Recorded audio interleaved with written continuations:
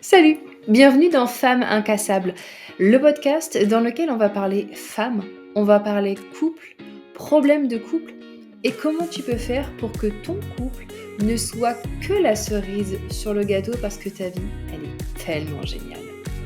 Hello, j'espère que tu vas bien. On se retrouve pour un premier podcast. Ça fait, sérieux là, ça fait extrêmement longtemps que je me dis que je vais faire un podcast et j'attends et je pense et je prépare et un jour, comme je dis toujours à mes clientes, faut se lancer. Donc on y est. On va commencer par parler d'une problématique qui est extrêmement courante chez les couples, qui brise beaucoup trop de couples pour des bêtises. Sincèrement, je trouve que c'est vraiment des bêtises. On va parler routine aujourd'hui et tu es certainement pas sans savoir qu'un couple sur 2 en France divorce, mais que l'une des principales raisons des divorces, c'est la routine.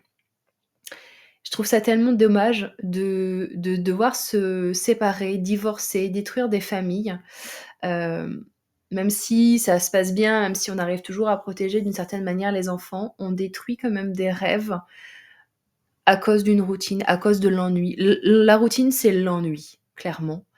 Je trouve ça tellement dommage.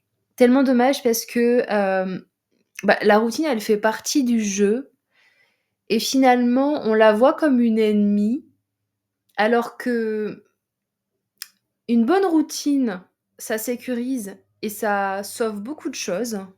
Ça fait en sorte de se sentir en sécurité, ça fait en sorte de,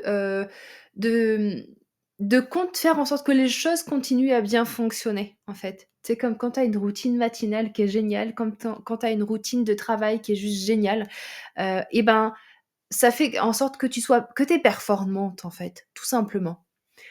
Et d'une certaine manière, on a des routines aussi dans notre couple.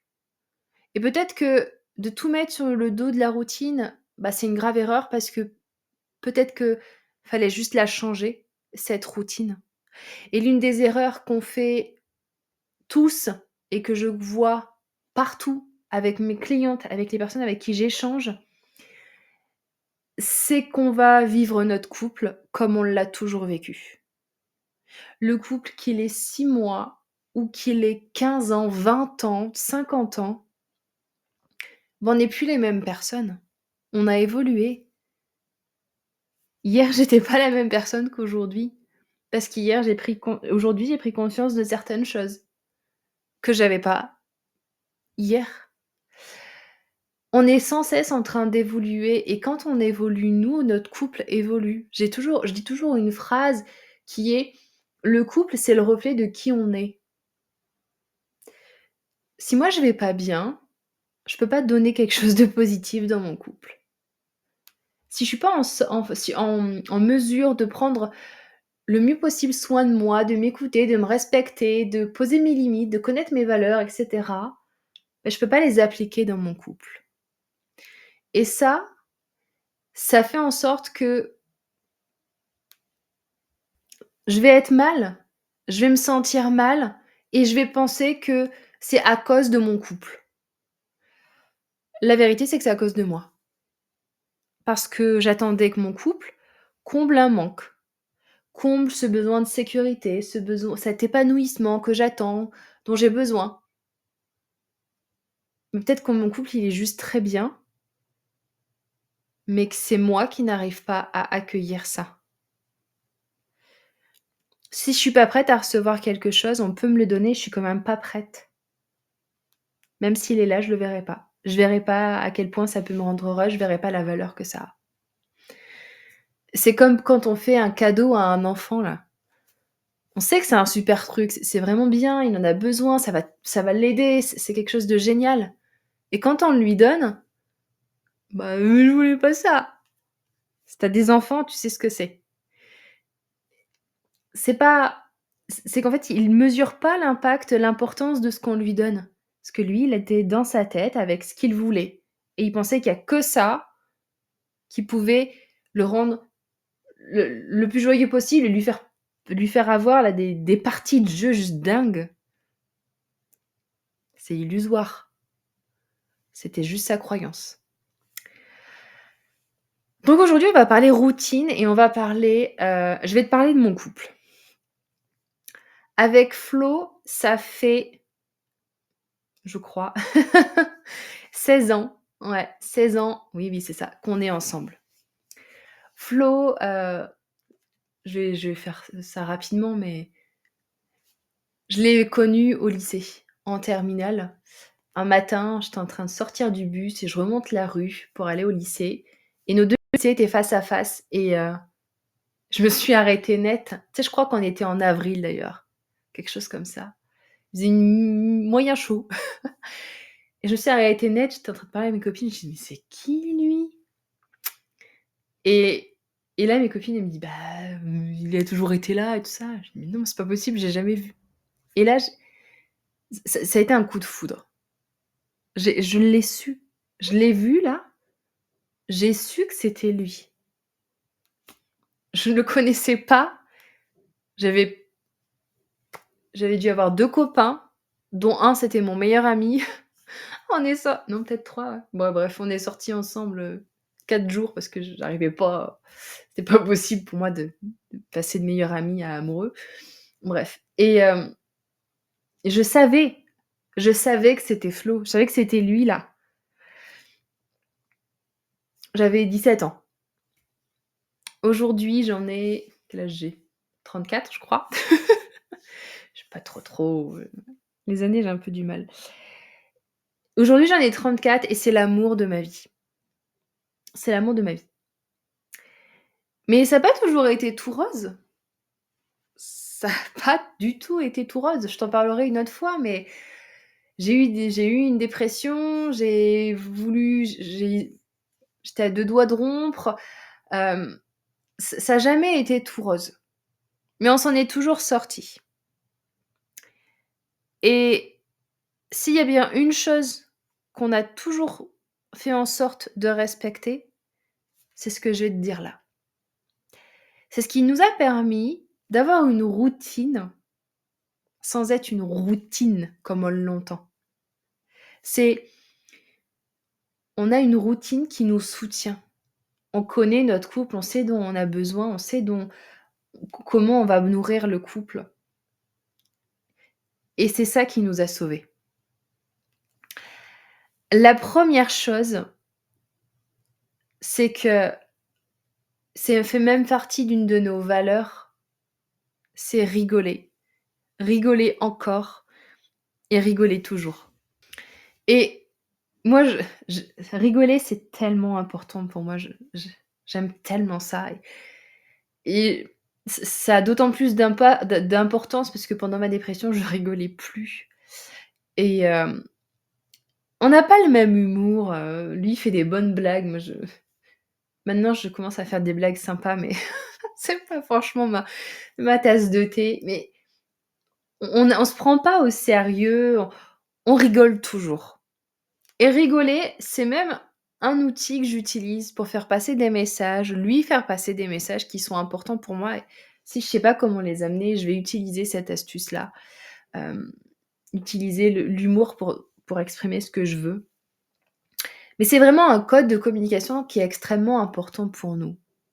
L'humour, je pense que c'est quasiment aussi puissant que l'amour. Et d'ailleurs, je viens de tilter, mais humour, amour, c'est tellement proche au niveau du son, c'est c'est la même vibration et c'est tellement important pour nous de toujours rigoler. Toujours faire en sorte de rigoler. C'est je pense qu'on passe pas une journée sans se taquiner, sans se faire des vieilles blagues, sans faire des références à des épisodes qui peuvent être rigolos, c'est notre outil. C'est notre outil parce que ça fait partie de notre personnalité. Mais je pense que c'est quand même un outil qui est extrêmement important, même que tu sois une personne qui a pas forcément beaucoup d'humour ou avec laquelle, tu partages tu as pas forcément le même humour que ton partenaire. C'est pas grave. c'est une f c'est une fausse croyance que de dire, «Non mais de toute façon on rigole pas beaucoup parce qu'on n'a pas le même humour». Je trouve que c'est tellement faux là. Tu sais, tu pas obligé de rigoler sur tout. Tu peux avoir juste un point sur lequel tu peux plus ou moins t'entendre et tu peux tout miser là-dessus. Mais l'humour et se faire des blagues et se taquiner et pas se prendre au sérieux et ça c'est vraiment notre truc. Ça, c'est vraiment ce qui nous a beaucoup sauvés. Dans des moments où c'est tendu, des moments où on va pas bien, des moments où on a besoin de soutenir l'autre. Tu sais, ces moments où tu sens que l'autre il va pas bien là. Tu sais pas comment lui montrer que tu es là, tu veux l'aider mais il sait pas quoi faire ou il accepte pas forcément ton aide. L'humour, c'est une aide, clairement. Ensuite, je dirais que c'est le fait de partager des passions communes. On n'en a pas beaucoup. Clairement, Florent le dimanche matin là, il regarde la Formule 1.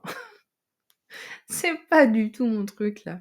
Il est hyper sportif, hem, on n'a pas beaucoup de passions communes, mais on va partager nos passions mutuelles.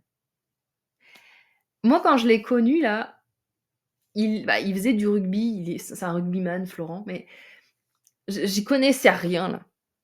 Mais au début, je m'y suis intéressée parce que je trouvais ça hyper sexy. Quand tu as 17 ans, bon voilà. Et ensuite, je m'y suis intéressée parce que ça me fait plaisir de le voir, s'intéresser et prendre plaisir à me parler de ça et il me parlait des joueurs, il me parlait des matchs et cetera. Et ça, je m'en suis vraiment rendu compte quand on a assisté à des matchs de rugby et l'ambiance, l'énergie, c'est tellement différent. On le sait là, quand on assiste à un match, ça n'a rien à voir. Et voilà, de partager sa passion, bah, ça m'a fait extrêmement plaisir parce que je ressentais une partie de ce qui pouvait vibrer de son identité. C'est comme si je calais une partie de son identité. Ça voilà, c'était magique. Hem, mais il y a d'autres choses, moi je fais de la cartomancie et quelquefois il a été mon cobaye, pardon. Alors ça pas trop souvent. Mais à chaque fois que je lui ai demandé, il le fait, il rechigne pas et même s'il rechigne, il le fait avec humour, encore une fois, on retrouve cette valeur-là. Donc il le fait pour moi. Il s'intéresse pour moi. Tu vois, l'année dernière, on était à Londres et il y avait une boutique de cartomancie et cetera qui était assez reconnue, qui était reconnue, pardon. Il me dit: «Beh, viens, on y va, c'est pas grave, c'est loin». Ça lui faisait tellement plaisir. C'est sa façon à lui de partager ma passion et c'est pareil pour l'alimentation. Lui, il s'intéresse énormément à l'alimentation équilibrée et cetera et pareil, bah, progressivement, je m'y suis mise aussi. Je fais en sorte hem, de de m'intéresser à ce qu'il va rechercher, à mettre en place aussi des plats et cetera pour qui vont correspondre à ce qu'il veut, à ses besoins aussi, parce qu'il a besoin d'une alimentation un peu particulière, bref. On va partager nos passions communes.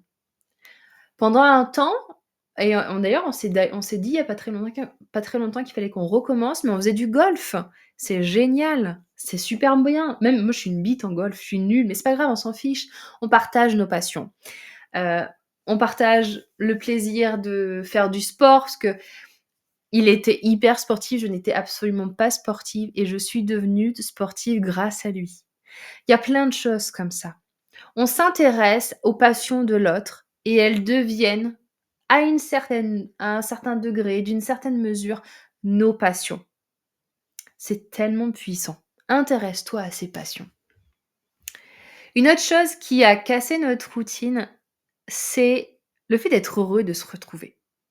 Tu sais, on peut passer une mauvaise journée là et tu arrives à la maison, il y a rien qui va, machin, mais toujours entretenir ce plaisir de retrouver l'autre. Et c'est pas, et tu vas me dire: «Mais moi j'arrive même plus à avoir du plaisir à retrouver mon mari». En fait, c'est juste un choix. Clairement là, c'est un choix. Choisir d'avoir du plaisir de rentrer chez soi. Choisir d'avoir du plaisir de jouer avec ses enfants. Choisir d'avoir du plaisir de retrouver son mari, de lui raconter sa journée. Si déjà tu choisis d'être dans cette intention-là, dans cette énergie-là, je t'assure qu'au fur et à mesure, ça va céder. Tu vas réellement ressentir ce plaisir-là. On est toujours heureux là de se retrouver. On passe nos journées, clairement là, à s'envoyer des «Ça va, tu fais quoi?» Qu'on soit au travail, au sport, en faisant les courses, dans un train, quoi qu'on fasse là, si on n'est pas à côté, on a toujours, moins maintenant, mais au moins deux trois messages là, «Ça va, tu fais quoi?» C'est comme ça. C'est notre identité de couple, c'est ce qui fonctionne dans notre couple, mais c'est tellement important aussi. Ça fait partie de la communication. Même si c'est juste: «Tu fais quoi? Ça va?» En soi, c'est bidon. On s'intéresse pas à ce que la personne, elle fait. C'est juste que ça crée du lien. Et ça rejoint le prochain point qui est d'avoir toujours un truc à se dire. On passe nos journées, en plus de se demander si ça va, à s'écrire. «OK, j'ai fait ça, il s'est passé ça, j'ai vu un tel, on m'a dit ça, j'ai appris ça». On est tout le temps en train de s'écrire là. On a toujours un truc à se dire, en fait. Et en même temps, quand on rentre le soir, eh ben, on va faire en sorte d'avoir encore des choses à se dire. Peut-être qu'on n'aura pas grand-chose à se dire, mais on a toujours un sujet sur la table. On est toujours en train de parler quelque chose. Et même si on n'arrive pas si on n'a pas forcément de sujet hyper important à parler, ben, on va mettre en place l'humour. Tu vois? J'en ai parlé au début, j'en ai reparlé ensuite et j'y reviens encore. C'est vraiment une de nos valeurs essentielles. C'est vraiment c'est pour ça que j'ai mis en premier, parce que c'est un point qui est extrêmement important. Donc on fait toujours en sorte d'avoir toujours quelque chose à se dire, à s'annoncer, et des fois ça va durer 3 jours là. La preuve en est aujourd'hui, là, ça fait 3 jours que je veux lui dire un truc à Florent, j'oublie. Je sais pas, je lui dis: «Putain, j'ai un truc à te dire, j'ai encore oublié ce que c'est». J'y ai pensé tout à l'heure, il était pas là, voilà. Bon, je sais que je dois lui dire. Donc on a toujours des choses à se dire, on a plaisir on s'intéresse à l'autre et on a plaisir à se parler. Et ça rejoint le dernier point qui est de s'intéresser à la vie de l'autre. Moi, je m'intéresse à ce qu'il fait, je m'intéresse à ses journées, je m'intéresse à ses collègues, à ce que font ses collègues, à tout ce qu'il peut faire. Je m'intéresse à tout ce qu'il peut faire et Florent, c'est pareil. Et tu vois, au début de notre relation, au début de mon entrepreneuriat, donc ça va faire 5 ans, 7 ans, je sais plus. J'ai du mal avec les dates. Hem, je je me suis retrouvée seule. Je passais d'une dizaine de collègues à toute seule et c'était horrible, et j'avais besoin de parler. Donc je parlais à Flo, je lui disais: «Ouais, beh, j'ai fait ça, j'ai fait ça, j'ai fait ça», et putain, je me disais: «Mais il m'écoute pas là, moi j'ai besoin de parler, il m'écoute pas». Et en fait, il m'écoutait, mais il m'écoutait à sa façon à lui, dans sa vision à lui des choses. Aujourd'hui, il va m'écouter là, ou il va s'intéresser, pardon, à ma vie, quand il va venir dans mon bureau, se mettre sur le canapé, il fait ses petits trucs et moi je travaille à côté. Il s'intéresse à ce que je fais. Il va me poser des questions sur, ce que je fais, il va me poser des questions, on va discuter, mais il vient dans mon monde. Mon monde, en tant qu'entrepreneur, c'est quand même pas mal mon travail. Ça occupe énormément de place dans ma vie, dans ma tête, et quand il fait ça, c'est sa façon à lui de s'intéresser à ce que je fais. Il est avec moi, il travaille avec moi, enfin il travaille avec moi, non, il travaille pas littéralement, il travaille pas avec moi là, mais il se met à côté de moi quand moi je travaille. Il s'intéresse à ce que je fais. Hem, Si je vois une amie, il va me dire: «Bah alors, vous avez fait quoi? Vous avez parlé de quoi?» Il s'intéresse à mon monde, à sa façon à lui, et moi je vais m'intéresser au sien à ma façon. Ça va être totalement différent. On a des façons de s'intéresser à la vie de l'autre qui sont absolument différentes, mais c'est nos façons. On est comme ça, on va pas changer. On est comme ça. Mais on est curieux de la vie de l'autre. Et ça c'est ce qui fait qu'on est soudés, qu'on est tout le temps en train de se parler, qu'on a toujours des choses à faire, à se dire, qu'on est ensemble, qu'on va rigoler, qu'on va respecter nos besoins personnels, nos besoins de couple, et qu'on va casser cette routine où on s'ennuie. Donc je t'invite à réfléchir à des choses qui sont importantes dans ta vie de couple, qui étaient peut-être là avant et que tu retrouves plus aujourd'hui, et à te dire comment toi, tu peux faire en sorte de le remettre en place progressivement dans ton couple, sans attendre que ça vienne de ton conjoint, sans attendre que ce soit lui qui fasse le premier pas, sans attendre rien du tout. Juste toi. Sois celle qui fait l'effort, sois celle qui crée le changement, même si tu l'as déjà fait et que ça n'a pas fonctionné. Parfois, il faut répéter, répéter, répéter pour que ça fonctionne et on ne sait pas pourquoi le déclic il se fait, le truc il fonctionne, on ne sait pas pourquoi, mais c'est comme ça. Alors, réfléchis à ça et passe à l'action. Ne garde pas ça dans ta tête, passe à l'action pour sauver ton couple.